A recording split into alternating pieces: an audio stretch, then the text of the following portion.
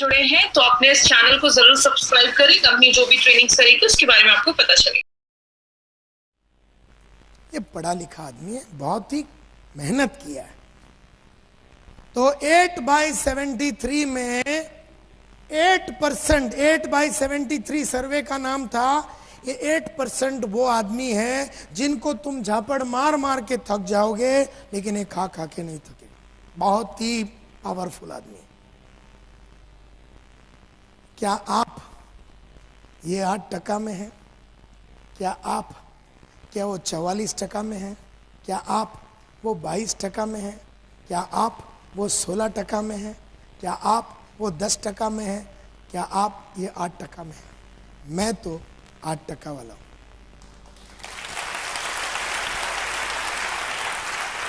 जब मैंने अपनी करियर शुरू की थी मैं भी 44 वाला था।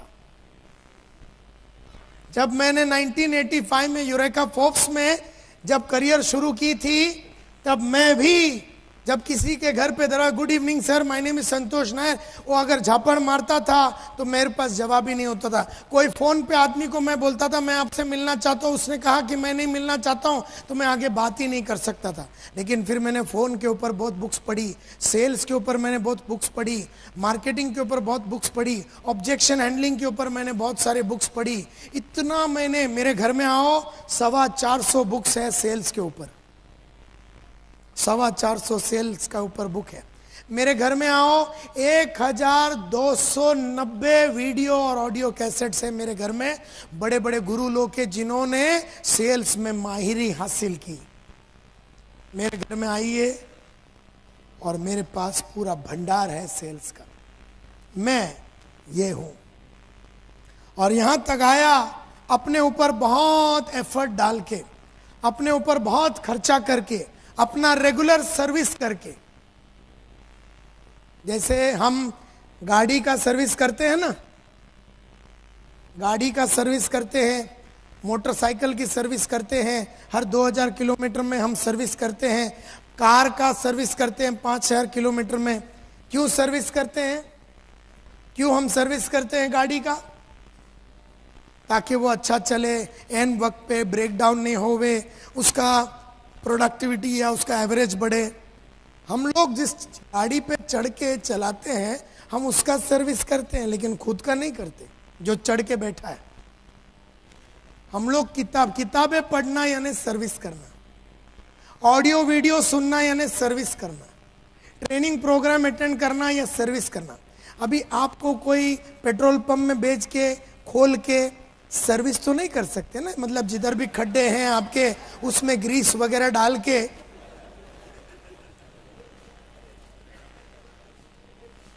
तो वो सर्विसिंग नहीं कर सकते हैं, वो तो गाड़ी की होती है। आपका कैसा होता है? Books, audios, videos, seminar, training program, ये आपका सर्विसिंग है। कई लोगों ने ये सर्विसिंग नहीं किया, बोल के वो 44 में है। थोड़ी बहुत सर्विसिंग किया वो 22 में है।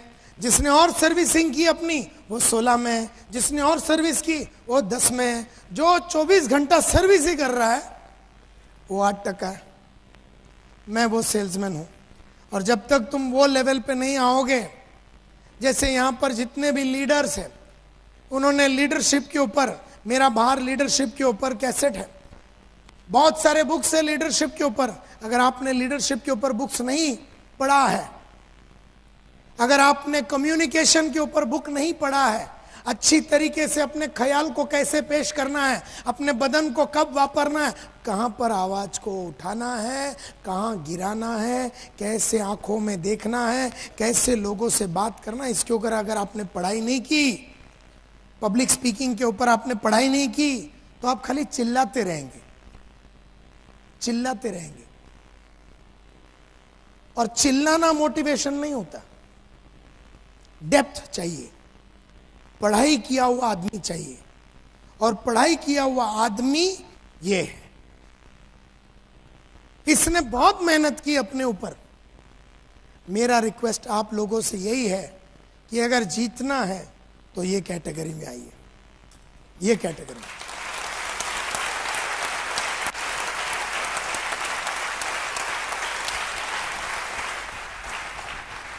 इस कैटेगरी में तो जीत कभी होती ही नहीं, इस कैटेगरी में कभी कभी होती है, इस कैटेगरी में थोड़ी और ज्यादा टाइम जीत होती है, इस कैटेगरी में थोड़ा और इस कैटेगरी में रोज जीतना होता है, रोज जीतना।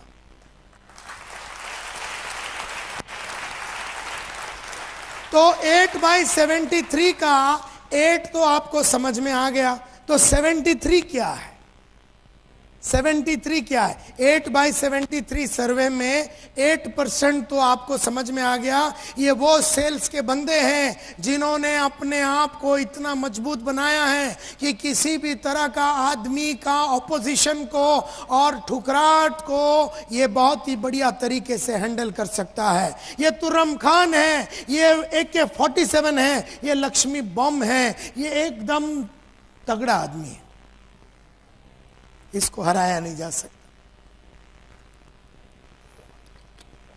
हर दिन बेचता है, हर दिन 1-2 जन को अंदर कर देता है। वो जो 44 वाला ना, महीने भर में 2 को अंदर करता है, मर के वो भी। ये रोज आदमी को अंदर करता है, रोज आदमी को जुड़वाता है। कैपेसिटी है, किसी को भी मिल सकता है, बिंदास है और कोई घबराहट नहीं है इसकी। लेकिन ये ऐसे अपने आप को बना के लिया, ये मां के कोख में बन के आया हुआ आइटम नहीं है, ये बना के लिया है। इसने मार के अपने आप को सर्विस करके बना के लिया। तो 8/73 का 8 तो ये है। तो 73 क्या है? 73 क्या है? 73 क्या है? कोई बता सकता है? बोलिए, गेसवर्क कीजिए। 73 क्या होगा? 8/73 में 8 तो ये हो गया, 73 क्या है? हाँ जी, 73 सेल आउट ऑफ 100। अच्छा, ओके। ये 73 क्या है? 73 फेलियर्स। 73 क्या है? क्या है 73? Yes madam.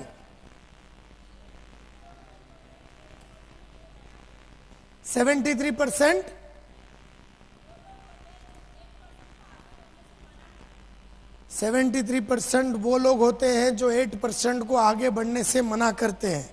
अच्छा, very close, very close, very close. Yes sir.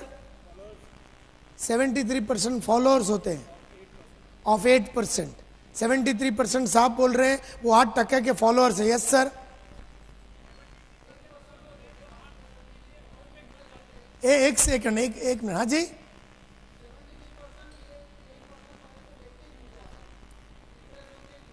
73% वो लोग हैं जो ये 8% को देके इतने इंप्रेस हो जाते हैं कि वैसे ही जुड़ जाते हैं। अच्छा अच्छा, ओके। यहां पर किसी ने कुछ कहा? Yes sir.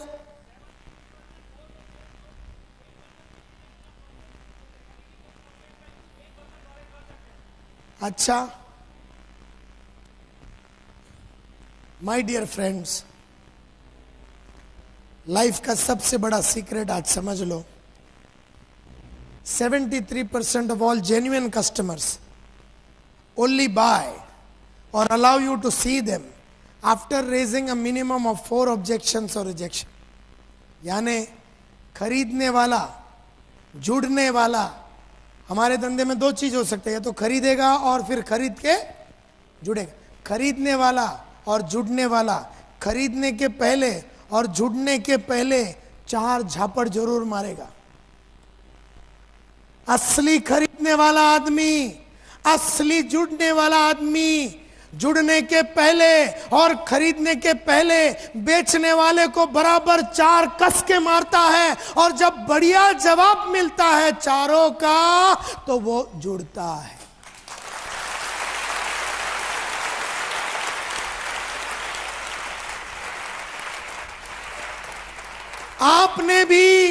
आपने भी अपने जीवन में कभी कोई एक भी वस्तु खरीदी नहीं बिना ऑब्जेक्शन के और बिना रिजेक्शन के।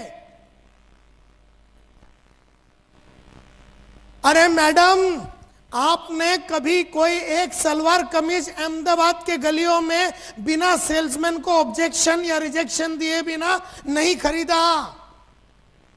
एक साड़ी नहीं खरीदा आपने 2000 रुपया का। क्या आप ऐसे गए दुकान के अंदर, बोले वो साड़ी निकालना पैक करो, किया आपने? मैं बताता हूं साड़ी आपने कैसा खरीदा। यहां बैठे हुए जितने लेडीज है, मेन है, आपको खाली एक एग्जांपल दे रहा हूं। आप गए पानेरी के अंदर, जो भी दुकान का नाम है, हाँ दिखाओ, ये दिखाओ, नहीं वो वाला, ये दिखाओ, ये देखो, पूरा शोकेस उतरवा दिया, नंबर 1। फिर नहीं ये बहुत पतला है, नहीं ये बहुत जाड़ा है, इसका तो रंग जाएगा, इसका तो भाव ज्यादा है, ऐसा वैसा। 2000 रुपया का सलवार कमीज या 1-1.5 रुपया का सलवार कमीज लेने के पहले वो सेल्समैन को आपने इतना घुमाया, ये नहीं वो नहीं, और फिर क्या बोलते सब उतारने के बाद, ये 4 निकाल के रखो मैं आती हूं।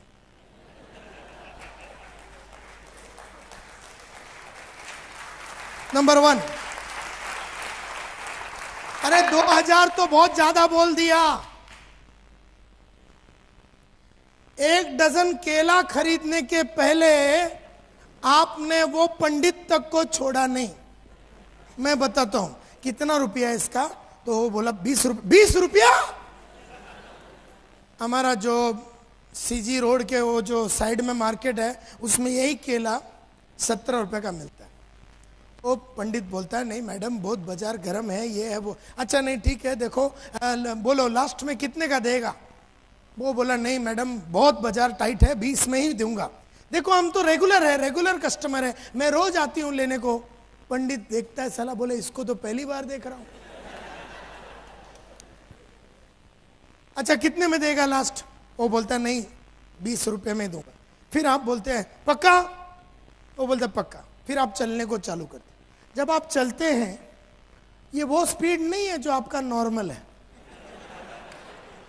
अभी स्लो हो गया। क्यों स्लो हो गया? क्योंकि अभी उम्मीद में है कि पंडित बुलाएगा। हम में से कई बेशरम लोग, पंडित ने नहीं बुलाया तो हम लोग जाएंगे, बुलाया, बोले नहीं बुलाया। अगर बुलाया होता तो कितने में देता?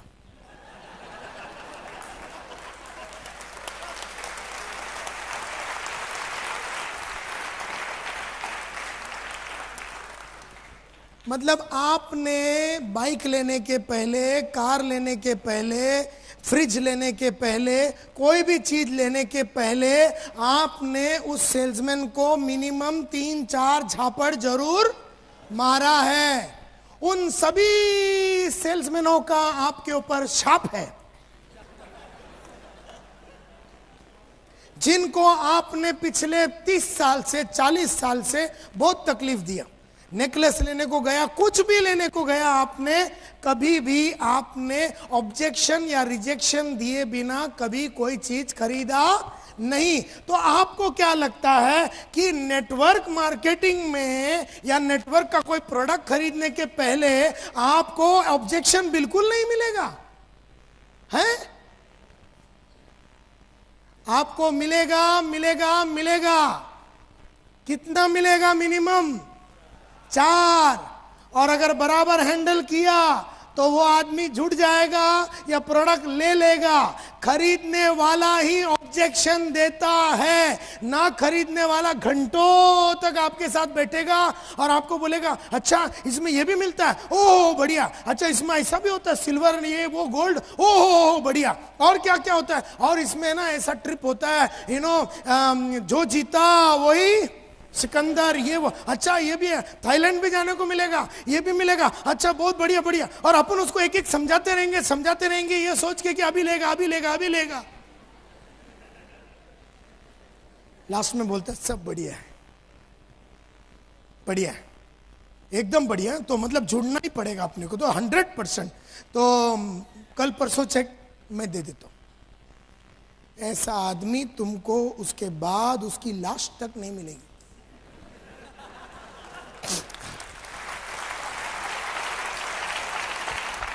जो तुम्हारा हर बात को मान लिया, हर चीज को मान लिया, हर जुड़ने को एकदम तैयार हो गया, खरीदने को एकदम तैयार हो गया, या तो उसका चेक बाउंस होएगा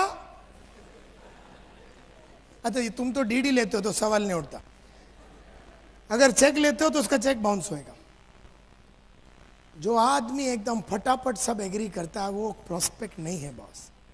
जो तुम्हारे को तकलीफ देता है, 1 2 3 झापड़ मारता है, वो देख रहा है कि तुम कितने कमिटेड हो, जानकार हो, कितने गहरे हो। आप में से कोई भी इंसान ने कभी भी कोई चीज बिना रिजेक्शन या ऑब्जेक्शन का कभी खरीदा ही नहीं, कभी नहीं खरीदा। जैसे आपको समझो एक फ्रिज लेने का, सैमसंग का फ्रिज लेने का, 40 लीटर मतलब 440 लीटर का सैमसंग का रेफ्रिजरेटर अगर आपको लेना है, फ्रिज लेना है, तो मैं बताता हूं आप कैसे जाते हैं। पहले तो आप दुकान में जाते हैं तो वहां पर वीडियोकॉन पड़ा हुआ है, बीपीएल है, एलजी है, और यहाँ पर आए तो सैमसंग का पूरा रेंज पड़ा हुआ। आप आ गए वो सामने, तो सामने एक पीछे पीछे आपका एक आ गया वो सेल्समैन। अब वो सेल्समैन जो है 8% वाला है समझो, वो आ गया पीछे पीछे, बोले मैडम क्या चाहिए सर, क्या चाहिए आपको? आप बोलते मेरे को सैमसंग का 440 लीटर का मेरे को रेफ्रिजरेटर लेना है। तो बोलता बढ़िया, देखिए ये सामने जो है वो 440, हाँ ये 440 लीटर का। तो अभी आप अपना चालू करेंगे। कोटा कितना है आपका? कितना झापड़ का कोटा है? 4। अभी देखो आप डांस चालू करोगे। सुना है तुम्हारा जो सैमसंग है उसका सर्विस बहुत खराब है। तुम्हारा बाप ने भी कभी सुना नहीं, लेकिन तुमने एक छोड़ दिया। अभी प्रॉब्लम किसका है? सेल्समैन का। तुम्हारे को कुछ नहीं, तुमने एक सुरी छोड़ दिया और बोला हमने सुना है। तुमने कभी सुना ही नहीं, हमने सुना है तुम्हारा सर्विस बहुत खराब है। अब ये जो 8% वाला सेल्समैन है, ये बहुत ही तगड़ा सेल्समैन है, इसने तुम जैसे बहुतों को खेला है। बोलता है देखिए मैडम आप यही चाहते हैं ना, आपको कभी कोई तकलीफ नहीं हुए आपके सर्विस में, तो मुझे खुशी है बताते पिछले 4 साल से सैमसंग को इंडिया का नंबर 1 कंज्यूमर सेटिस्फैक्शन में अवार्ड मिला है। अवार्ड मिला 4 साल से कि हम सबसे बढ़िया सर्विस देते हैं। और आपको बिल्कुल चिंता करने की जरूरत नहीं, क्योंकि अभी अहमदाबाद में हमने मोबाइल सर्विस उतार दिया, जिसका मतलब है कि मारुति वैन 4 घंटे के अंदर, आपने फोन किया तो 4 घंटे के अंदर हमने सर्विस नहीं दिया तो सर्विस फ्री। तो आप बोलते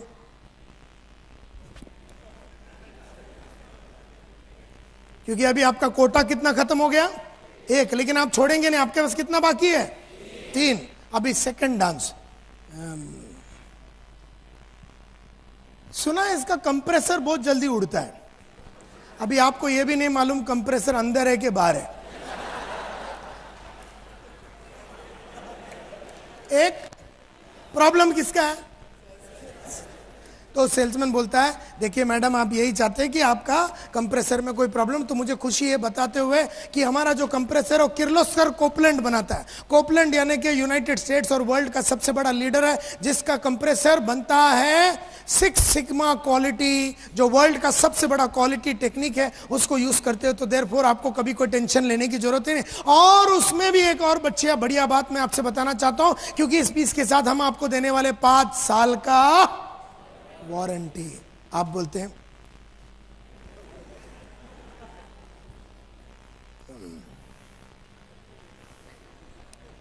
कितने का है? कितने का है? तो बोलता है 42,500। व्हाट? 42,500? ये सेम पीस गांधी इलेक्ट्रॉनिक्स में 40,500 का मिलता है।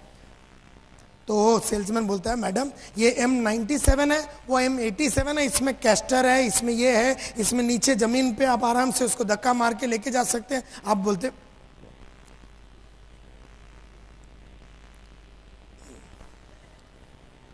अभी आपका कोटा एकदम खत्म सा हो गया, तो अभी क्या बोलने का? तो अभी आप क्या करेंगे?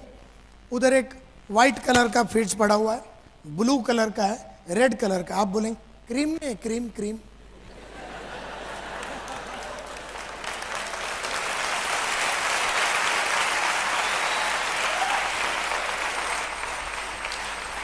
देख रहा है कि क्रीम नहीं है। क्रीम नहीं, क्रीम मतलब वो 4 का कोटा होता है।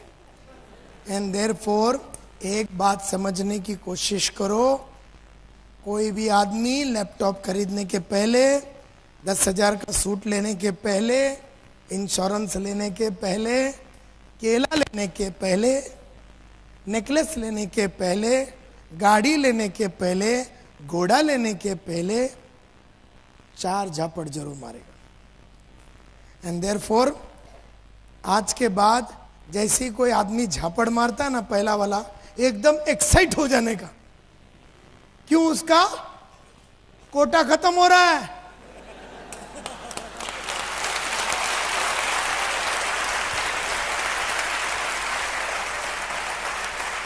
वो बोलता है मेरे को, बोलता है आपका प्रेजेंटेशन तो बहुत बढ़िया हुआ, टैगोर हॉल में आपका बढ़िया प्रेजेंटेशन हुआ, लेकिन आई एम नॉट इंटरेस्टेड। तो इसने कोटा का पहला वाला फेंका, एक्साइट हो जाओ, बढ़िया सा जवाब दो, और दूसरा वाला देगा और भी खुश हो जा। सेकंड दिया तो एकदम पागल हो जाने का, थर्ड दिया तो साले को लपक के चुम्मा लगा डालने का।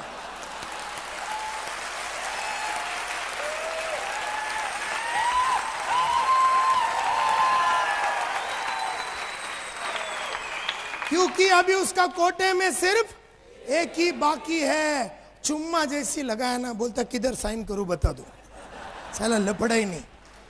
सो कहने का मतलब ये है माय डियर फ्रेंड्स, बन जाओ वो 8% वाला, और बन जाओ वो आदमी develop the habit of getting rejected. ये बढ़िया आदत है, एकदम फैंटास्टिक आदत है। जिसने ये आदत डाल दी, रिजेक्ट होने की आदत डाल दी, वो आदमी को कभी लाइफ में कोई प्रॉब्लम नहीं होता।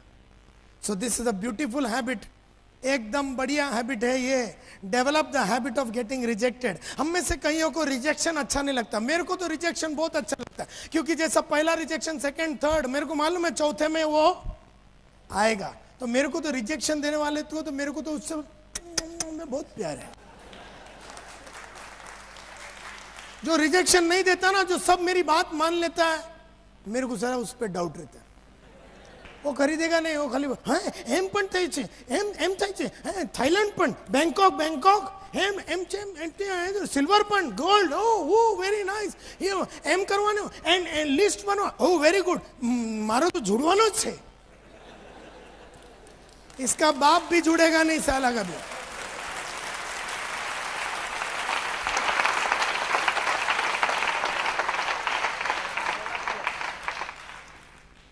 सो कितने आदत हो गए? 2। एक तो पहला प्रोस्पेक्टिंग हैबिट, दूसरा हैबिट था कॉलिंग या इनवाइटिंग हैबिट।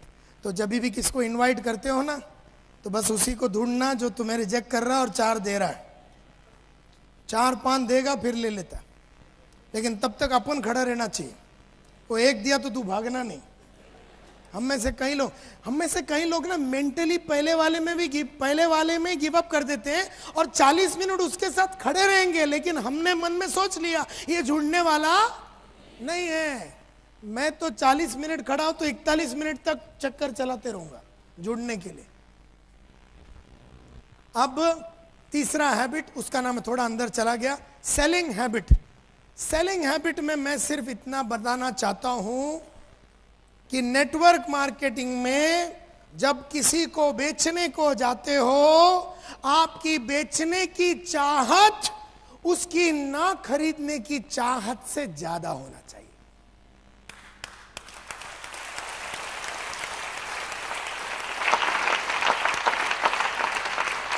आपकी बेचने की चाहत उसकी ना खरीदने की चाहत से ज्यादा होना चाहिए। क्योंकि जब आप बेचने को जाओगे तो आपको वो बहुत सारे रीजन देगा कि अभी क्यों नहीं जुड़ेगा, अभी क्यों नहीं खरीदेगा। आप अगर वो 5 रीजन देता है तो आप उसको 6 रीजन दीजिए कि क्यों जुड़ना है और क्यों अभी खरीदना है। तो आपकी बेचने की चाहत उसकी ना खरीदने की चाहत से ज्यादा होना चाहिए। अगर आपने ये आदत नहीं डाली जानबूझ के, अगर ये आदत नहीं डाली, कौन सी आदत? आपकी बेचने की चाहत उसकी ना खरीदने की चाहत से ज्यादा वाली आदत अगर आपने जानबूझ के नहीं डाली, तो अनजाने में कौन सी आदत डाल दोगे? अनजाने में आपको उसकी ना खरीदने की चाहत आपकी बेचने की चाहत से कम हो जाएगी। ये अगर आप डाल दोगे तो प्रॉब्लम हो जाएगा। और जो जीता वही सिकंदर। आप बेचने को जाओगे, क्यों लेना चाहिए, तो वो भी तो बेच रहा है कि मैं क्यों नहीं लूंगा। जब मैं आपको बेचने को आ रहा हूं कोई चीज, तो आप मेरे को, मैं आपको बोल रहा हूं आप इसलिए खरीदो, आप मेरे को बोलेंगे मैं इसलिए खरीदूंगा नहीं, मैं बोलूंगा इसलिए खरीदो, आप बोलेगा इसलिए नहीं खरीदूंगी, मैं बोलता हूं इसके लिए खरीदो, आप बोलेंगे इसलिए नहीं खरीदेंगे, मैं बोलता हूं इसके लिए आप जुड़ो, आप बोलते मैं इसके लिए नहीं जुड़ूंगा। मतलब मेरा आपको समझाने का चाहत आपका ना समझने का चाहत से ज्यादा होना चाहिए। अगर अच्छी ये आदत नहीं डालोगे, अनजाने में हम घर से ही तैयार होके जाएंगे, कुछ होने वाला तो नहीं है, फिर भी जाके देखते हैं, तो आप तो घर से ही हार के जा रहे हैं। आपको उस आदमी के घर तक जाने की जरूरत ही नहीं है, आप तो ऑलरेडी हार गए और वो तुमको वहां पर 3-4 बातें बोल के और हरा देगा। एंड देयरफॉर सेलिंग हैबिट में हमेशा मैं ये बोलता हूं, unless you have deliberately form the habit of calling on prospect determined to make him, आप उसको समझाओ कि क्यों जुड़ना है, आप उसको बताओ क्या फायदा है, वो आपको बोलेगा फायदा नहीं है। आप उसको बताओ 10 बातें, वो आपको बताएगा 11 बातें, आप उसको बताओ 12वां बातें, वो आपको बताएगा 13वां बातें, आप उसको बताओ 14वां बातें। मतलब आपकी बेचने की चाहत उसकी ना खरीदने की चाहत से ज्यादा होना चाहिए। And that is a habit. अगर ये आदत, ये भी आदत है, ये सब आदत है, ये आदत नहीं डालोगे तो फंस जाओगे। नहीं तो वो आपको समझा देगा कि वो क्यों नहीं खरीदेगा, और आप समझ जाएंगे, और आप समझ गए कि क्यों वो नहीं लेना चाहता, तो कौन हारा, हम हारे। ये समझ लेना।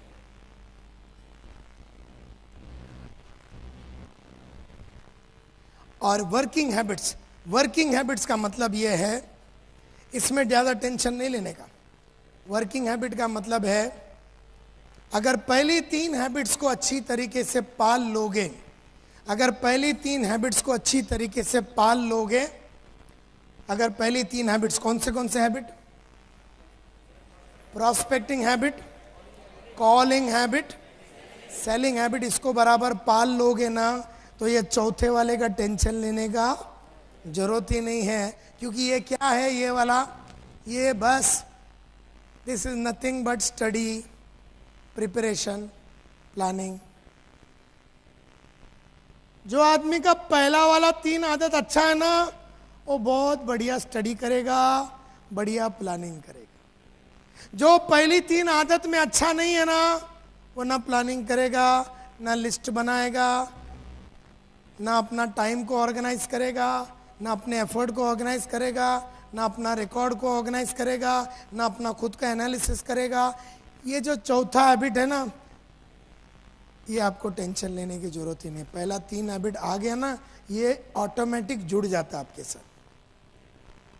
जब आपका प्रोस्पेक्टिंग हैबिट्स एकदम मजबूत है, जब आपका कॉलिंग हैबिट्स एकदम मजबूत है, प्रोस्पेक्टिंग की वजह से आपका लिस्ट बढ़िया है, कॉलिंग की वजह से रोज आप आदमी को लेके आ रहे हैं, सेलिंग की वजह से रोज आप आदमी को जुड़ा रहे हैं, और रोज जुड़ा रहे हैं, रोज बेच रहे हैं, मस्ती में धंधा हो रहा है, तो क्या आप प्लानिंग करोगे या नहीं? क्या आप अपना टाइम को बराबर वापरोगे कि नहीं? क्या आप पढ़ाई लिखाई करोगे कि नहीं? ये वो चौथा आदत है। तो जिसका पहला 3 आदत अच्छा है ना, वो ये चौथा हैबिट जो ऑटोमेटिकली जुड़ जाता है उसके साथ। तो इसका चिंता नहीं करो। तुम ध्यान लगाओ पहला 3 हैबिट को डेवलप करने का, तुम ध्यान लगाओ पहला 3 हैबिट को डेवलप करने का, और वो पहला 3 हैबिट अगर तुमने डेवलप कर लिया तो तुमको कोई टेंशन की जरूरत ही नहीं है। अब मैं कुछ सब हैबिट्स की बात करता हूं। जैसे वन ऑफ द रीजंस जो सक्सेसफुल लोग जो सक्सेसफुल होते हैं, वो इसलिए होते हैं कि वो लोग बहुत जल्दी उठते हैं। अभी यह दिख नहीं रहा आपको, getting up at early in the morning. मैं रोज 5:30 बजे उठता हूं। पिछले 24 साल से मैं रोज 5:30 बजे उठता हूं। तो आप नौकरी भी करते हैं तो भी टेंशन नहीं, सुबह जल्दी से उठने की आदत डालो। दूसरा, मैं रोज जॉगिंग और वॉकिंग करता हूं। क्यों? क्योंकि एनर्जी का गेम है, ये एनर्जी का गेम है। बहुत सारे लोग 10 मिनट बात करते तो थक जाते हैं, कई लोग 12 बजे के पहले दिन में थक जाते हैं, शाम तक उनका चलता ही नहीं है। तो फिजिकली एक सेल्स का बंदा है तो फिजिकली आपको बहुत ही एनर्जेटिक रहना पड़ेगा। अगर आप फिजिकली एनर्जेटिक नहीं है, और वो आती है जॉगिंग से, वॉकिंग से, हेल्थ के ऊपर ध्यान लगाने से, ये सब हैबिट्स है। ये अच्छी आदत डालो, अच्छी चीजें खाने पीने की अच्छी चीजें डालो, वजन कम रखो, भाग दौड़ करने की आपकी क्षमता बनी रहती है। दूसरा, रोज टेलीफोन करो लोगों को और कॉल करो। रोज टेलीफोन करो और कॉल करो, ये एक आदत है। ये अगर आदत डाल देंगे, 4 जन को तो मिनिमम मिलना चाहिए। अगर आप फुल टाइमर है तो मिनिमम 4 आदमी को मिलना चाहिए, और अगर आप पार्ट टाइमर है तो 1 to 1 कम से कम 2 आदमी को। बाकी ग्रुप में, सेमिनार में तो आपका संडे जो भी चलता है वो तो चलता ही रहना चाहिए, लेकिन रोज मिलने की, किसी ना किसी को मिलने की एक धार बना रहता है। दूसरा, जितना हो सके एक टेरिटरी में काम करो, एक ही एरिया में काम करने का चक्कर चलाओ। मतलब जितने भी आपके बिल्डिंग में आपने किसी को जुड़ाया तो नेबर के पास जाइए, नेक्स्ट वाले के पास जाइए, नेक्स्ट वाले के पास जाइए। एक ही एरिया में ज्यादा से ज्यादा आदमी को जुड़ने का चक्कर चलाया जा सकता है। तीसरा, एक कॉन्सेप्ट है जिसका नाम है 3 doors। एक सेल्स के बंदे के लाइफ में 3 दरवाजे होते हैं। मेरे बॉस अनिल कुमार गुप्ता बोलते हैं कि कोई भी सेल्स के आदमी के पास 3 दरवाजे होते हैं। हम लोग सब सेल्स के बंदे हैं, हम लोग नेटवर्क मार्केटिंग के बंदे हैं, यानी कि हम लोग बेचने के बिजनेस में हैं। तो हमारे लाइफ में 3 दरवाजे होते हैं। सबसे पहला दरवाजा आपका घर का दरवाजा, जितना जल्दी हो सके निकल जाओ।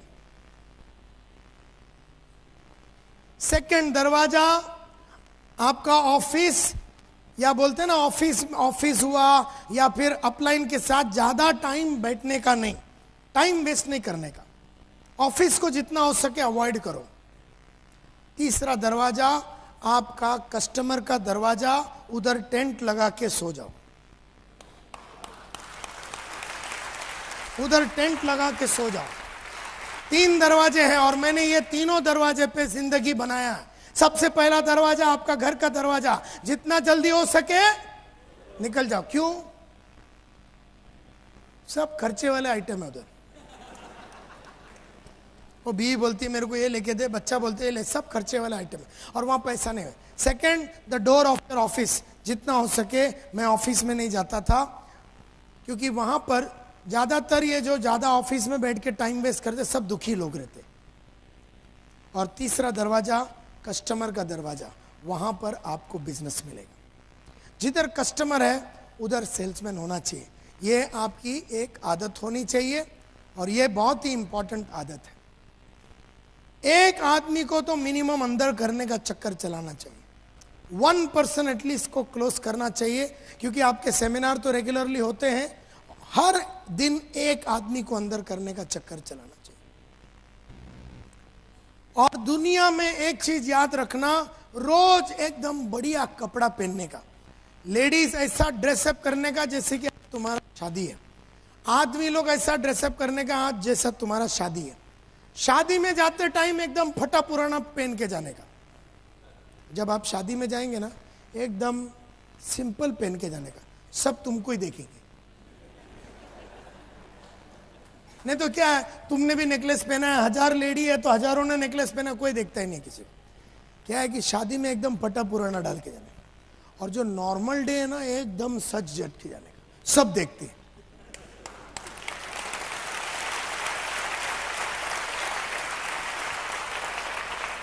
सब देखते हैं, सब तो मेरा ये फॉर्मूला रहा है। जब भी मैं बिजनेस में जाता हूं, I am very well dressed. जब मैं शादी विधि पे जाता हूं, एकदम सिंपल। तो बिजनेस में भी लोग अपने को ही देखते हैं, शादी में भी अपने को ही लोग देखते हैं। ये गेम है। दूसरा, जितना हो सके फैमिली को इन्वॉल्व करो, जितना हो सके फैमिली को इन्वॉल्व करो, हस्बैंड वाइफ, अगर बड़े ग्रोन अप बच्चे इन्वॉल्व करो, क्योंकि ये बिजनेस में फैमिली का सपोर्ट बहुत ही इंपॉर्टेंट होता है। मैं तो एक और चीज बोलूंगा आपको कि डेलीगेट कर दो ऐसे हर वो चीज जिसमें पैसा नहीं मिलता ना, तो सब डेलीगेट कर दो,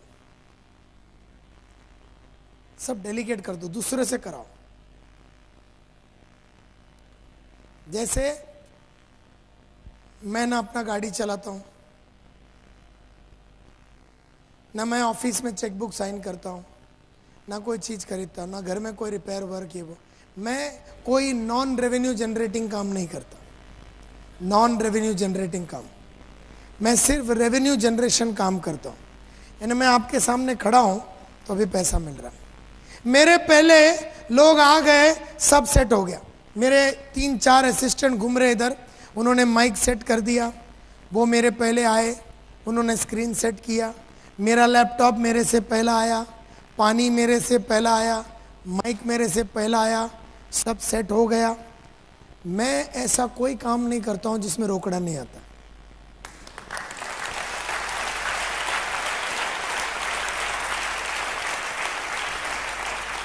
नहीं तो नायर साहब पहले आ रहे हैं, ये तो वही बात हो गई, आशा भोसले आज शाम को यहाँ गाने वाली है, तो सुबह बेचारी आ गई है हॉल में, पहले तो हॉल साफ कर रही है, बाद में बाथरूम साफ कर रही है, बाद में वो सब इक्विपमेंट वगैरह लगा रही है, माइक टेस्टिंग वगैरह सब खुद कर रही है, उसके बाद बाहर खड़े रह के खुद ही टिकट बेच रही।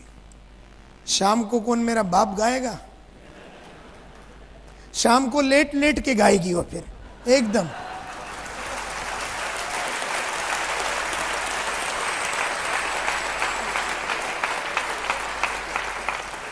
आशा भोसले को पैसा मिलता है गाना गाने के लिए, नायर साहब को पैसा मिलता है गाना गाने के लिए, तुमको पैसा मिलता है गाना गाने के लिए।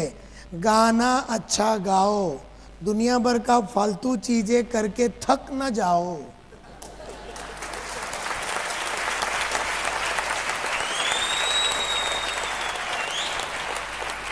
हम में से कई लोग शाम को 6 बजे एक्चुअली बहुत थक जाते हैं, क्योंकि सुबह क्या बैंक में गया, दोपहर को हज का बिल भरा, 3 बजे क्रेडिट कार्ड के पीछे पड़े थे, 4 बजे गाड़ी सर्विस को गए थे, 5 बजे प्रेजेंटेशन है, मैकेनिक के मफत देंगे अपन। समझा कि नहीं? और तुम साला गुजराती लोग को कीड़े ज्यादा ही होते हैं।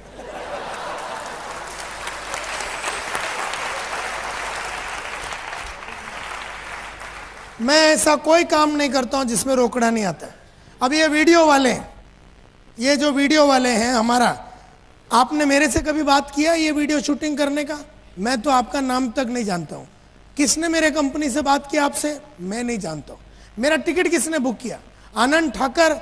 क्या मेरा इधर आने का पूरा सिलसिले में मैंने कभी तुम्हारे से बात किया कि मैं कौन से फ्लाइट में आऊँगा, कौन से फ्लाइट में जाऊँगा, कौन से होटल में रहूँगा, मेरे को कौन उठाने को आएगा, कौन मेरे को सुलाने को आएगा? मैंने कभी बात किया तुमसे? मेरे को तो तुमने डायरेक्ट इधर ही देखा कि नहीं?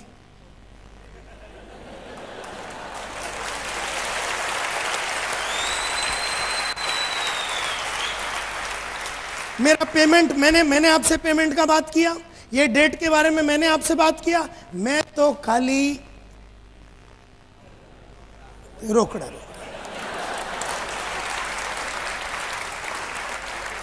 बाकी सबके लिए मैंने आइटम रखे हैं,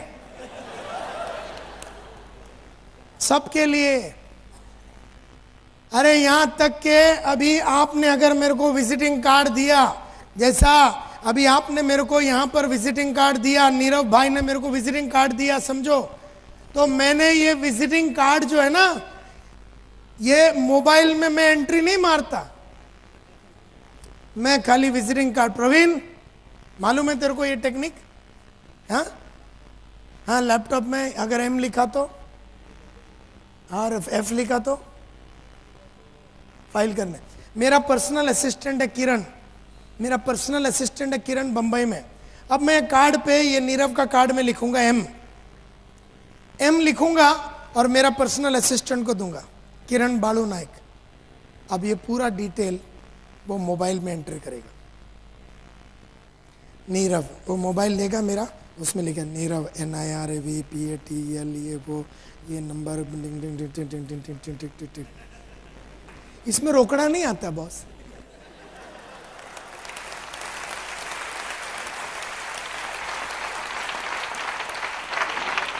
ना मैं डिजिटल में एंट्री मारता हूँ, ना मोबाइल में एंट्री मारता हूँ, ना गाड़ी सर्विस को लेके जाता हूँ, ना घर का पेंटिंग, ना ऑफिस का पेंटिंग, ना कुछ भी नहीं करता मैं। मेरा बस चले तो मैं नंगा होके खड़ा हो जाऊं, कोई मेरे को नहला के देवे तो 2000 उसको भी दूं।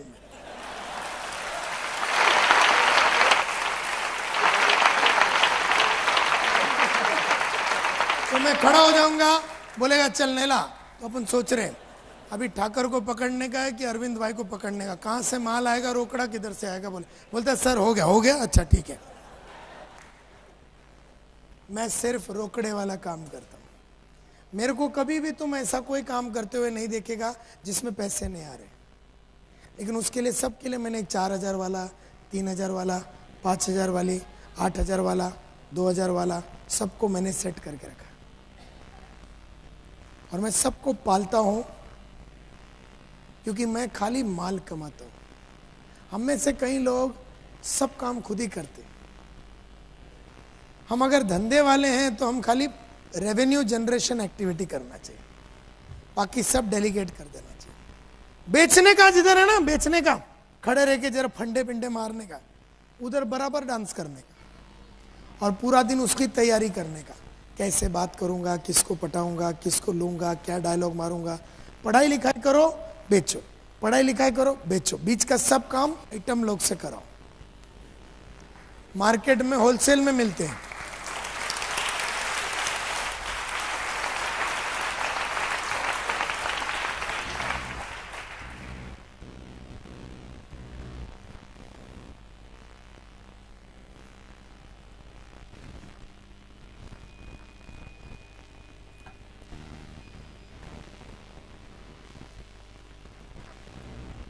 So many ट्रेनिंग प्रोग्राम्स हुए हैं आपके लाइफ में, बहुत सारे ट्रेनिंग प्रोग्राम हुए, so many ट्रेनिंग प्रोग्राम्स, बहुत सारे सेमिनार्स हुए, बहुत सारे मोटिवेशनल पेप टॉक हुए।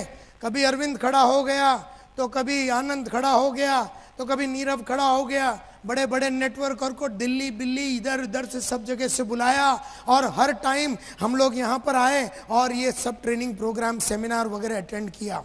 और हर ट्रेनिंग प्रोग्राम के बाद हमने मन में सोचा, साला अभी तो सुधर जाऊंगा, अभी तो बस सर आनंद साहब लिख लो। ये महीने से आपने बराबर मेरे को आज समझाया कि पिछले 3 महीने से मैंने काम नहीं किया, लेकिन आपका आज का जो टॉक था ना आनंद भाई, हिला डाला। बस ये महीने से 10-10 आदमी को मैं जोड़ने वाला है। आप लिखो।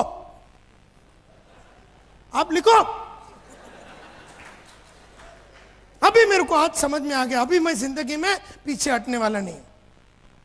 24 घंटे के बाद उसका लास्ट तक अपने को जरने। हर ट्रेनिंग प्रोग्राम में हर आदमी बोलता है कि मैं कुछ करूंगा, मैं कुछ ये करूंगा, मैं ऐसा कर दूंगा, एंड मैं जला दूंगा, हिला दूंगा, ये कर दूंगा, वो कर दूंगा। हर ट्रेनिंग प्रोग्राम के बाद लोग वादे करते हैं। हर प्रोग्राम के बाद अच्छा वादे करते हैं और उनके मन में चाहत भी है इंप्रूव होने का। हर आदमी को चाहत भी है इंप्रूव होने का और वादे भी करते हैं,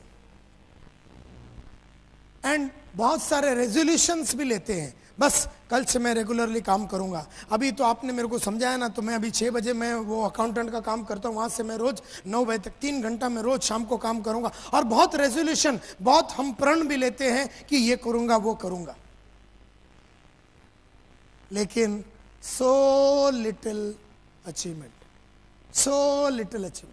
वादे करने के बावजूद भी अपने अचीवमेंट्स बहुत कम है। वो क्यों? वो इसलिए क्योंकि वादे करना एक बात है, निभाना अगली बात है।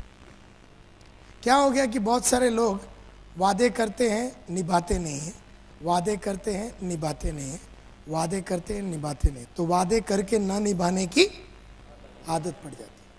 बहुत कम लोग हैं जो वादे करके निभा पाते। देयरफॉर वादे मत करो, और अगर करते हो निभाओ।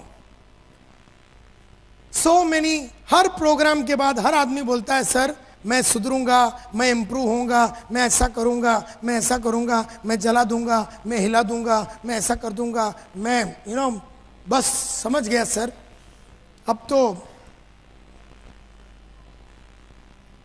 बस अभी आपको कभी बोलने की जरूरत ही नहीं पड़ेगी सर। 2 दिन में फिर लाइन पे आ जाता है। क्योंकि क्या है, अगर आपने आज वादा किया ना कि मैं फील्ड पे जाऊंगा, तो आज सुबह या आज शाम को आपको जाना है, फिर कल सुबह उठ के फिर वादा आने का, और कल फिर जाना है, और परसों फिर उठना है और वादा करना है और फिर जाना है, और तरसों फिर उठना है और वादा करना है और फिर जाना है, और उसका अगला दिन फिर वादा करना है और फिर एक्चुअली जाना है। देयरफॉर अगर आपने वादे करके अगर गए ने ना बीच में, तो आप सीधा 0 पे आ जाते। And therefore it is said कि बिकॉज एनी रेजोल्यूशन और डिसीजन यू मेक टुडे, आज कोई भी रेजोल्यूशन लोगे, कोई भी डिसीजन लोगे टुडे, कल यही रेजोल्यूशन कि मैं बुक पढ़ूंगा। बुक पढ़ना सिर्फ आज के लिए नहीं है, बुक पढ़ना यानी कि जिंदगी भर पढ़ने की बात करो। मेहनत करूंगा तो खाली आज के लिए नहीं, जिंदगी भर का वादा करना है। ऑडियो वीडियो सुनूंगा नायर साहब, खाली ये महीने में नहीं, मई में, जून में भी सुनना पड़ेगा, जुलाई में भी सुनना पड़ेगा, 2007 में भी सुनना पड़ेगा, 2008 में भी सुनना पड़ेगा, 2009 पे भी सुनना पड़ेगा, 2010 के लिए भी सुनना। मैंने पढ़ने की आदत, रोज 1 घंटा पढ़ने की आदत 1985 में डाली, आज 2007 हो गया, 22.5 साल से रोज पढ़ता हूं। तो खाली वादे 85 में किया था पढ़ने का और 86 में तोड़ दिया, ऐसा नहीं होता। कोई भी चीज अगर आपको करना है तो जीवन भर करना है। कॉल भी आपको रोज करना है। कई लोग क्या हो जाते हैं, थोड़ा गोल्ड हो गया, थोड़ा सिल्वर हो गया, गोल्ड हो गया, थोड़ा डाई, वो मतलब क्या बोलते हैं, पर्ल हो गया, तो फिर बोला अपड़ा तो થઈ ગયો, फिर ये पैर ऊपर करके बैठा है, बोले लाइन काम करेगा नीचे।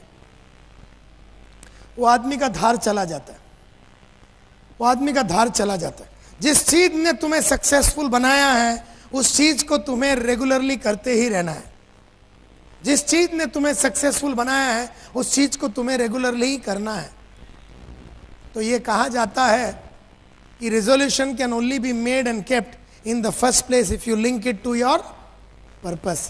वही आदमी वादे करके निभा सकता है जिसका पर्पस क्लियर है। वादे करके ना निभाने वाले का पर्पस देखो है ही नहीं।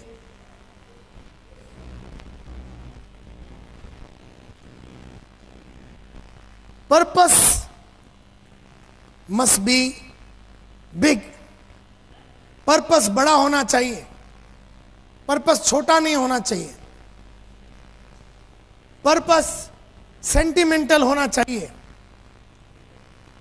पर्पस इमोशनल होना चाहिए, यानी कि दिल की बात होनी चाहिए।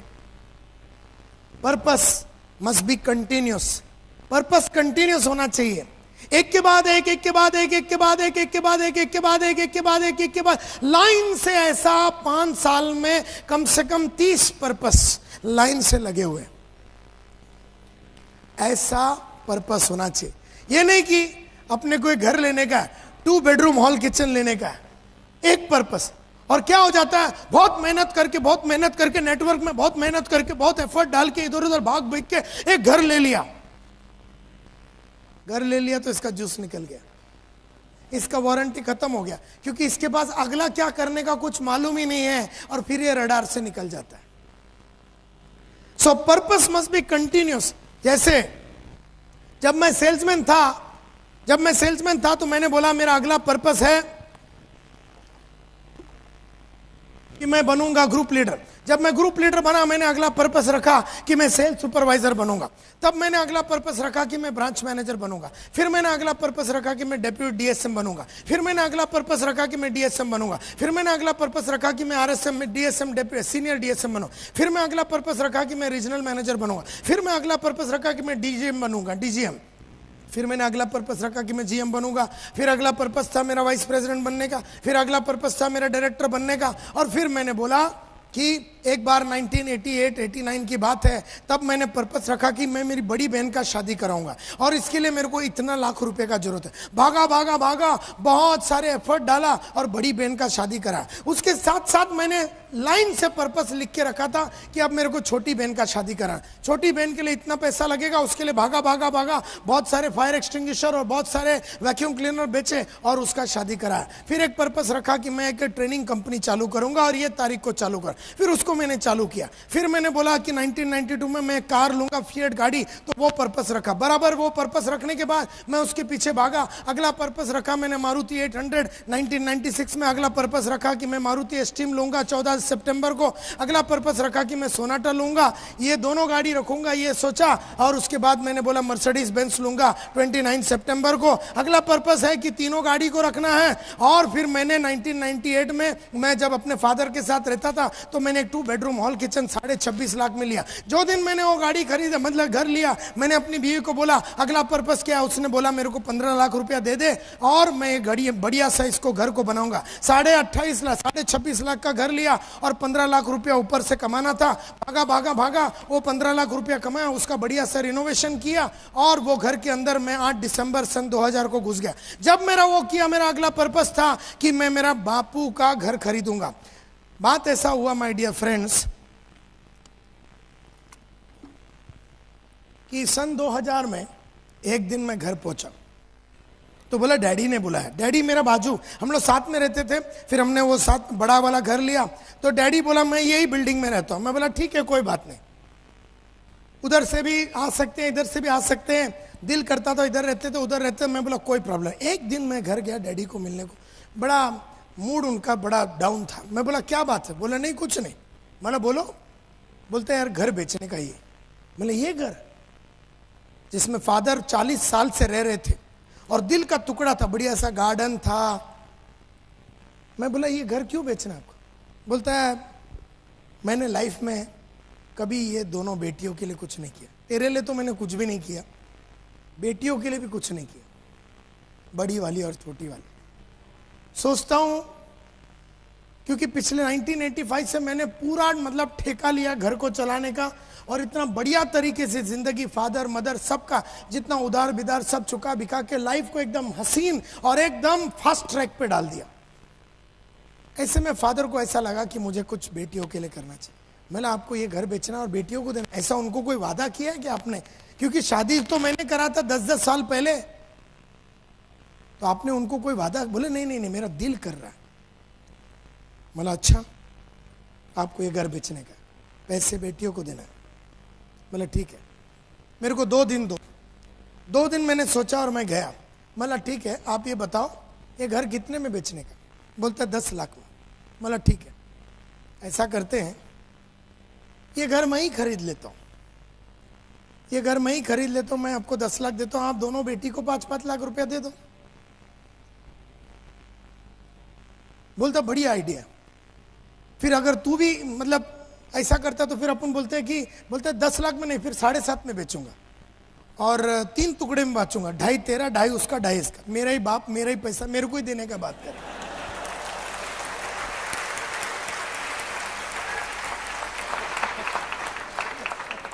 मैं बोला ठीक है, तो 7.5 में आप मेरे को बेचो, तो यानी कि 2.5 लाख मेरे को बड़ी और छोटी को देना है, बराबर?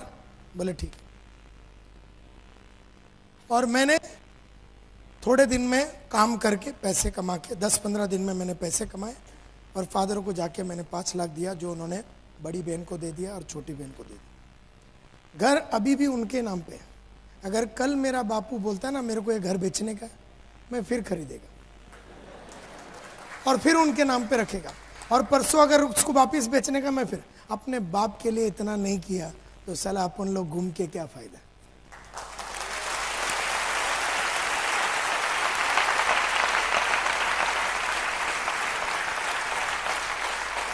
अब इसमें कोई लॉजिक है क्या?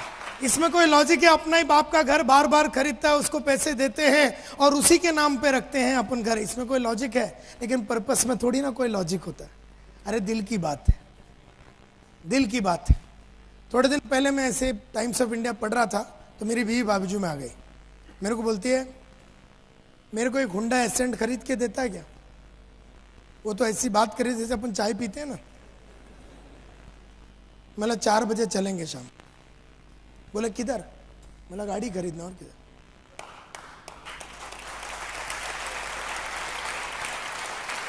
अरे अगर उसको दिल किया 10 बजे तो शाम को 4 बजे डिलीवरी होना चाहिए, नहीं तो अपन साला मर्द बन के काय को घूम रहा है। यानी अपने बीवी और बच्चों का सपनों को पूरा करने का ताकत रखना चाहिए। फिर मैंने बोला अभी मैं एक ऑफिस खरीदूंगा, ताबड़तोड़ मैंने एक ऑफिस खरीदा, 26.5 लाख रुपए का। फिर मैंने बोला इसके ऊपर मैं 10 लाख रुपया खर्चा करूंगा और ये तारीख को मैं इनॉग्रेट करूंगा। फिर मैंने मैंने एक ऑफिस का, मैंने बहुत टाइम पहले सोचा था कि ये तारीख को 30 मई के पहले, मैं 30 मई को मैं अपना एक नया ऑफिस खरीदूंगा। काफ़ी दिन पहले ही मैंने वो ऑफिस 60 लाख रुपए में खरीद लिया, अभी रिनोवेशन चालू है। फिर मैंने बोला कि मैं खुद तो वर्ल्ड में पूरा ट्रैवल किया है, लेकिन अभी वर्ल्ड में सबको लेके घूमने, वो सब तारीख तय हो गया है। और उसके बाद मैं जब एक ज़माने में मेरा इंश्योरेंस सिर्फ 25,000 रुपये का था, 1997 में मैंने पर्पस रखा कि 4 करोड़ रुपए के लिए मैं अपने आप को इंश्योर करूंगा। तो आने वाला 4 साल में भागा और वो अभी मेरा 4 करोड़ रुपए का इंश्योरेंस है। फिर मैंने बोला 5 लाख रुपए मुझे दिन में कमाना है एक दिन। फिर मैं भागा, वो पर्पस पूरा किया। फिर मेरे को रिटायरमेंट के दिन 5 करोड़ रुपया कैश में चाहिए, और वो कैश का बंदोबस्त करने के लिए मैं हर महीना 1 लाख रुपया सिस्टमैटिक इन्वेस्टमेंट प्लान में डालता हूँ। अगले साल से 2 लाख रुपया डालूंगा, उसके अगले साल से हर महीना 3 लाख, उसके अगले साल से 4 लाख, उसके अगले साल से हर महीने में 5 लाख रुपया मैं डालूंगा। इस तरह से 1.8 करोड़ पूरा कैलकुलेशन किया हुआ है। फिर मैंने रहेजा क्लासिक क्लब में 3 लाख रुपया दे के मेंबरशिप लिया, ये मेरा अगला पर्पस था। उसके बाद अभी मेरे को ये नेशनल कंपनी बनाना है, अपनी कंपनी को पूरी इंडिया में सब जगह पे फैलाना है, और फिर उसके बाद इसको इंटरनेशनल कंपनी करना है, ये अगला पर्पस है। उसके बाद मुझे एक फार्म हाउस लेना है। उसके बाद मेरे को स्मार्ट सेल्समैन क्लब बोल के एक सेल्समैन लोग के लिए क्लब चालू करना है। उसके बाद अभी मैंने एक 4 बेडरूम हॉल किचन खरीदा, ये मैंने बाद में लिखा। और उसके बाद इस तरह से पर्पस एक के बाद एक के बाद एक के बाद एक के बाद एक के बाद एक के बाद ऐसा लाइन से। और अगर आप देखेंगे 97 में बहुत कुछ हुआ, 98 में बहुत कुछ हुआ, 99 में बहुत कुछ किया, 2000 में बहुत कुछ, 2001 2003 हर साल में कुछ ना कुछ बड़ा हो रहा है। एक ऑफिस आ रहा है, घर आ रहा है, कार आ रहा है, ये आ रहा है, वो आ रहा है। रुका नहीं, थका नहीं, ठहरा नहीं, बिल्कुल बैठा ही नहीं। You see my dear friend, the things I give to my father my mother, जो चीजें मैं अपने माँ बाप को देता, मेरे फादर ने मन में सोचा मैं विदिन 1 आवर डिलीवरी कर देता हूं। 1 आवर, बोले यार मेरे को ये चाहिए।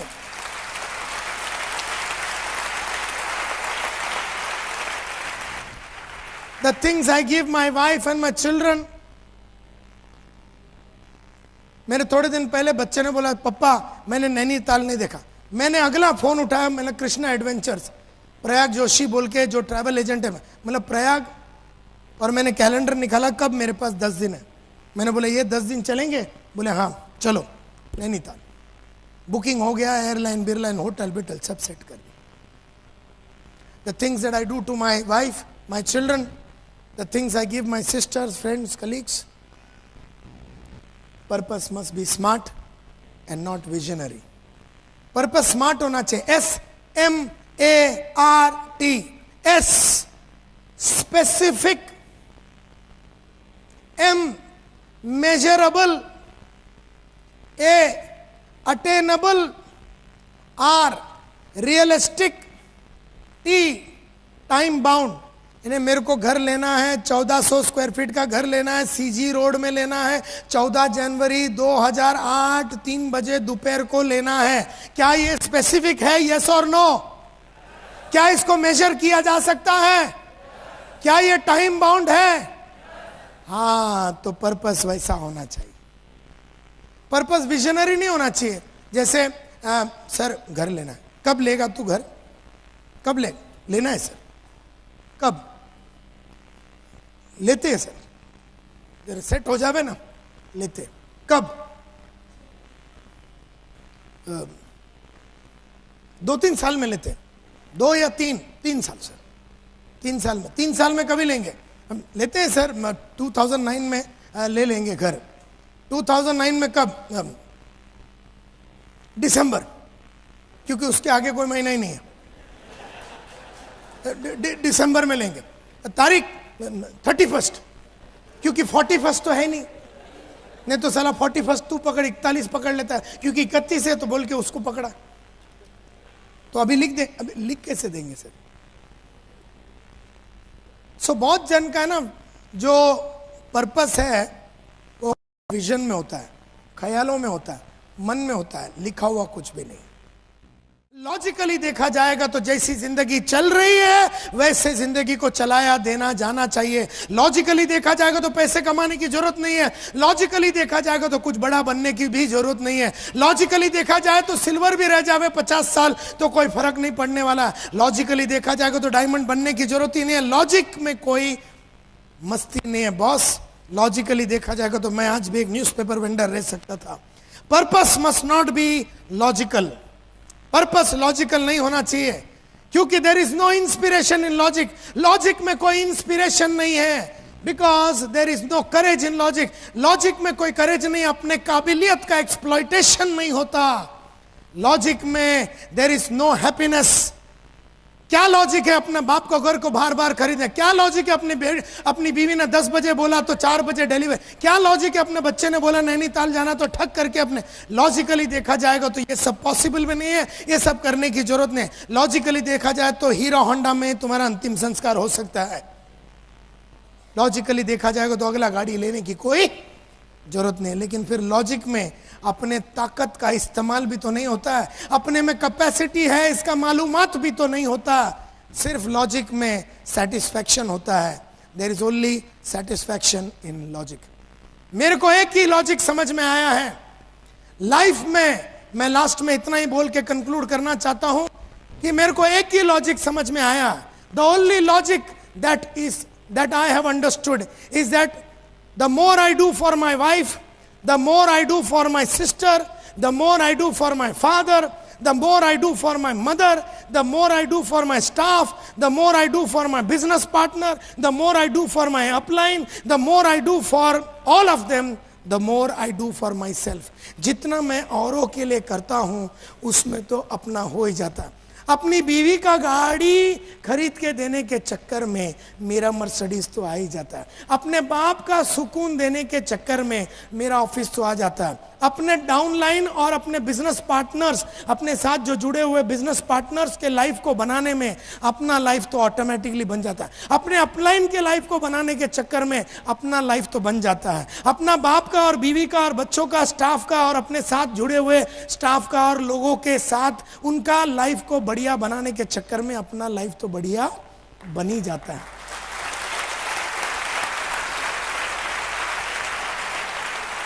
मेरे को यही लॉजिक समझ में आया है।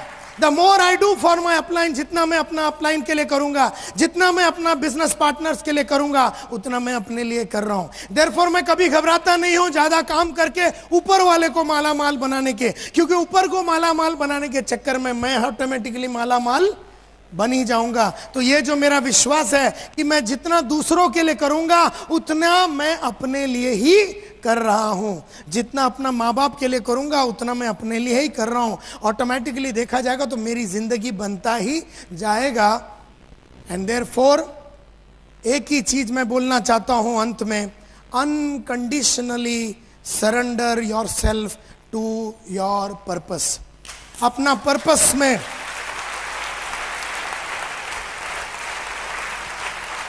अनकंडीशनली अपने पर्पस को सरेंडर कर दो।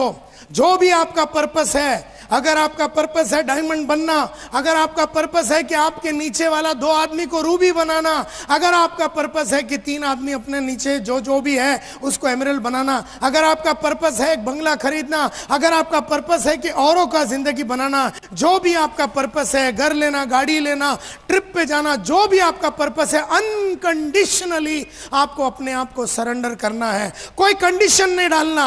अपना पर्पस को अचीव करने के लिए कोई कंडीशन नहीं डालना। ये नहीं बोलना अगर अच्छे आदमी मिल गए तो मैं डायमंड बनूंगा, अगर मेरे को सबका साथ मिल गया तो डायमंड बनूंगा, अगर बीच में टीम न टूटा तो मैं डायमंड बनूंगा, अगर मेरा बीवी का शादी बीच में नहीं हुआ तो मैं डायमंड बनूंगा, ये वो जिंग जैंग। तो बीच में ये नहीं बोलना ये हुआ तो मैं ये करूंगा, ये हो गया फिर मेरा तबियत ठीक रहेगा तो मैं डायमंड बनूंगा, फिर मेरे बच्चे बड़े होंगे तो फिर मैं डायमंड बनूंगा। तू साला कुत्ता कुछ कर नहीं सकेगा।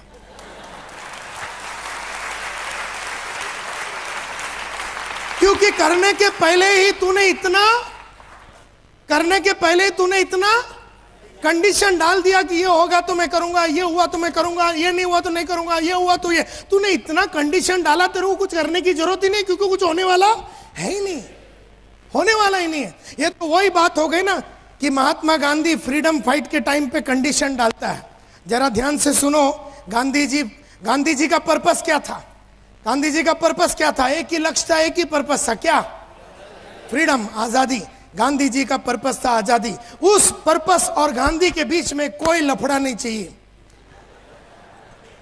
लेकिन जस्ट इमेजिन करो, गांधी जी फ्रीडम के लिए फाइट करने के लिए तैयार हो गए और बोलते हैं देखो मैं फ्रीडम के लिए फाइट करूंगा, सैटरडे संडे फाइट नहीं करूंगा, और शाम को 6 बजे के बाद फाइट नहीं करूंगा क्योंकि अपना सेटिंग है कस्तूरबा के साथ।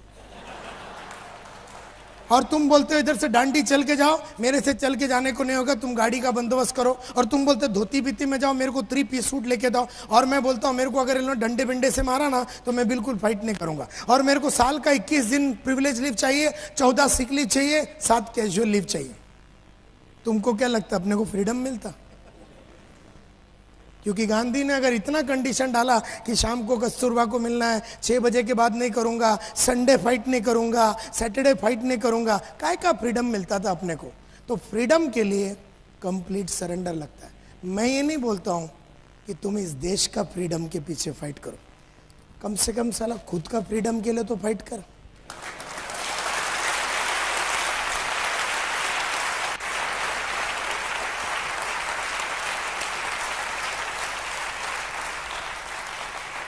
गांधी गधा आदमी था, उसने दूसरे का फाइट किया। मैं बोलता हूं तू तो अक्ल वाला है ना,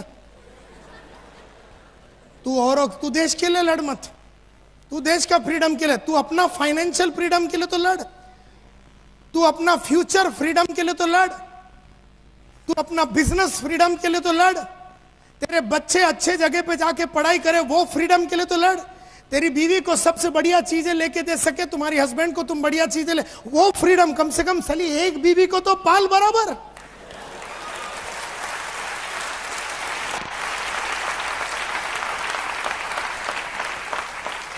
अरे एक को तो पेरिस दिखा, अरे एक को तो सिंगापुर दिखा, अरे एक को तो एक गाड़ी लेके दे। अपने बच्चों के लिए तो कर, औरों का तू छोड़ दे, अभी टेंशन मत ले, कम से कम अपना फ्रीडम के तो लड़। So unconditionally surrender yourself to your purpose. Unconditional, कोई कंडीशन मत डालो। धूप रहेगा तो मैं काम नहीं करूंगा, ठंडी रहेगा तो ये होएगा, बाढ़ आया तो नहीं करूंगा, ये ट्रेन चालू नहीं है तो मैं करूंगा नहीं, बस चालू नहीं है तो मैं करूंगा नहीं, विरार से बम्बे में वो अभी ब्लॉक चालू है रेलवे तो मैं लेट आऊंगा। Don't put any conditions, don't put any conditions. कोई भी जो टारगेट है, कोई भी जो लक्ष्य है, कोई भी जो आपका पर्पस है, उसके और आपके बीच में किसी तरह का कंडीशन नहीं चलेगा। जब आपने कंडीशन के बिना अपने आप को सरेंडर कर दिया जैसे गांधी जी ने किया, तो आपका जीवन का फ्रीडम आपको नजर आने को चालू हो जाएगा। और ये सब चीज करने के लिए एक स्पिरिट ऑफ ए फाइटर लगता है। आपके अंदर वो फाइटर है। आप यहां पर बैठे हुए 1200 लोगों के अंदर वो फाइटर का स्पिरिट है। हर इंसान को भगवान ने बनाया था लड़ने के लिए और जीतने के लिए। आदमी ने अपने आप को निकम्मा बना दिया कंडीशन डाल डाल के। अपने अंदर वो स्पिरिट है। यहां बैठा हुआ हर आदमी डायमंड बन सकता है। यहां बैठा हुआ हर इंसान महीने का 2 से 3 लाख रुपया कमा सकता है। यहां बैठा हुआ हर इंसान की बीवी को सब कुछ अचीवमेंट हो सकता है। यहां बैठा हुआ हर इंसान का बच्चे सबसे बढ़िया कॉलेज और स्कूल में जा सकता है। यहां बैठा हुआ हर इंसान हर वो सपना, हर वो चाहत को पूरा कर सकता है जो उसके दिमाग में और दिल में आवे। यहां बैठा हुआ हर इंसान के अंदर एक फाइटर का स्पिरिट है। जावेद अख्तर का रोटोमैक पेन का एड मेरे को याद आता है। जब उसने, वो पेन का नाम था फाइटर, जब जावेद अख्तर ने ये कहा था कि फाइटर हमेशा जीतता है। जिंदगी है तो ख्वाब है, ख्वाब है तो मंजिलें हैं, मंजिलें हैं तो फासले हैं, फासले हैं तो रास्ते हैं, रास्ते हैं तो मुश्किलें हैं, मुश्किलें हैं तो हौसला है, हौसला है तो विश्वास है कि फाइटर हमेशा जीतता है, हमेशा जीतता है।